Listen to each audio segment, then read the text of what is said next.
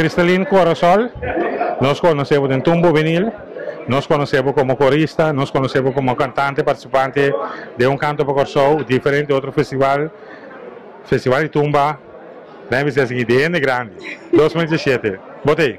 Sim, boa tarde, Festival de Tumba 2017, da meu grande debut. Boa participação aqui, composição, que é o título, quem é compositor, quem é arreglista. Meu compositor tá Elisênia, arreglista Angelo Borel Doppel, e Tumba Yama Não Pensa Mais, Caricie. Com quem está participando? Com a banda Caribe. Caribe, onde coreano? Sim, onde coreano. Quanto vai indo com ensaio, não? Bom, ensaio não está bem indo, bom, mas já me dá plena para ensaiar esse máquina. Okay.